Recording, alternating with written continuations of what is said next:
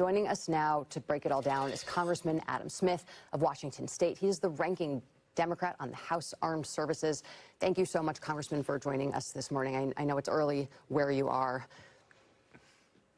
Thank you. And actually, I'm on the East Coast, hoping Congress gets back into session sometime soon. So not as early. Thank you. More civilized hour. Well, I want to get inside a little bit deeper into this briefing that we saw Mike Turner criticize on Morning Joe on Friday. What were you told exactly by briefers, and were you given any specific information, such as, does the administration know exactly who they're targeting? Any names, any idea of the systems that the Pentagon is using in order to identify these vessels? Any information that could justify in any way what the Pentagon is doing right now? Well, we were given more of a tactical brief. You know, here's how we're doing what we're doing. As Mike Turner pointed out, there was no legal justification given. And also, there wasn't a detailed explanation of why we're hitting the people that we're hitting. It's clear we do not know the names of the individuals who are being hit. And then the justification is there are these 24 identified narco-terrorist organizations.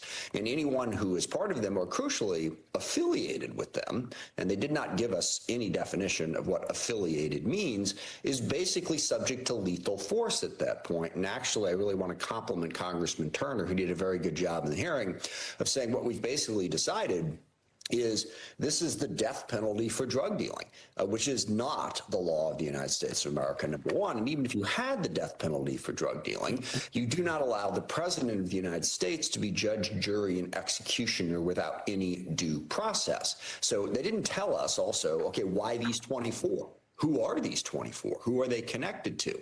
And how is this really going to impact drugs coming into the United States? Senator Rand Paul there, I think, made a very good point. You know, we've been trying to stop drugs coming into this country for a very long time.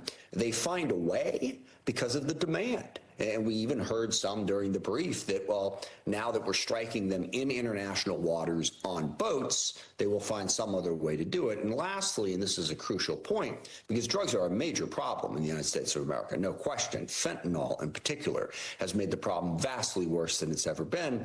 These strikes have nothing to do with fentanyl. This is cocaine. It doesn't have anything to do with the major thing that's impacting the United States. So this is just an unbelievable expansion of presidential power for him to be able to simply decide to execute people based on his belief that they're affiliated with some undefined 24 different narco-terrorist groups and for dealing drugs. When they're sharing tactical information with you, did they reveal the exact system that they're using to identify these vessels? Did they share whether or not they're using artificial intelligence? See, this is what is completely lacking. Now, Mike Rogers, the chairman of the committee, and I insisted on allowing the chair and ranking member of the Intel Committee, Congressman Crawford and Himes, to join us. And it was shocking when they told us the Intel Committee has not been briefed at all. The intelligence behind this, and this is something that routinely happens when the administration takes any sort of military action across the country. Well, why? How did you know that these were the people? Now, this is classified information. We don't reveal it, but that's why we have an intelligence committee. So they can come in and say, here's the intel. Here's how we justify this. None of that has been provided to either the House or the Senate. We do not know how they've identified these boats or even how they've identified these 24 narco-terrorist groups or, again, exactly who they are. That's so disturbing. Congressman, you know, one of the things that the administration is saying is that they do not have to abide by the War Powers Resolution because there are no U.S. forces that are in danger. But I'm going to read something from the War Powers Resolution on congressional reporting requirement. Quote, in the absence of a declaration of war, in any case in which United States armed forces are introduced into hostilities or into situations where imminent involvement in hostilities is clearly indicated, that is, to me, very clear that the forces are introduced. They may not be on the ground, but the fact that they're using drones or however they're blowing up these, in the administration's words, narco-terrorists, the military is involved in this process. We keep seeing the Secretary of Defense talk about it, so he clearly knows what's going on and is doing it. The thing that's very clear is that this president doesn't care, doesn't give a damn about whether or not the Congress actually has the power to declare war, or that he needs to go to Congress after 60 days to ask for more after the report is submitted. What are you hearing from the Republicans? Because they're always like, oh, yeah, I'm so worried. What are they going to actually do? Are they going to stand up to him? Are they going to do anything? Or are they going to continue to allow the power of Congress to be usurped? Yeah, there's 4 big points in what you said there. And let me see if I can remember all 4 as I work through them. Number one, you don't have to do all of them. What the administration has said that, oh, since our troops aren't really at risk, this doesn't meet the definition of the War Powers Resolution. That's ridiculous. Okay.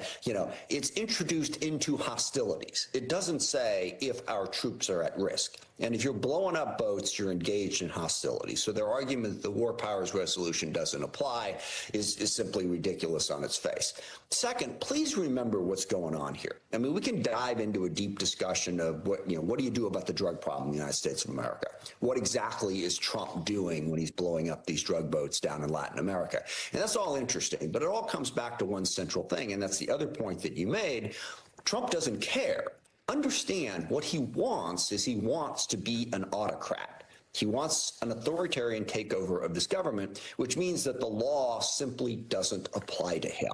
He has done that in 1,000 different ways. You had the Attorney General of California on earlier in terms of introducing troops into U.S. cities. He doesn't care. He wants to say the law doesn't apply to me, period. In this particular case, he's talking about the War Powers Resolution, but when it comes to appropriating and spending money, he's decided the law doesn't apply to him. So across the board, this is an asserted effort to have an authoritarian government. I hope people realize that this is part of this shutdown discussion as well. Yeah, healthcare is a huge part of it, but we have a president who doesn't obey the law, and we're supposed to pass a law for him. Okay, that's an important issue. For Republicans, they're talking, not doing anything. Lastly, War Powers Resolution has been abused by other presidents. Democrats don't go too far down the road. Oh my God, he's abusing the War Powers Resolution.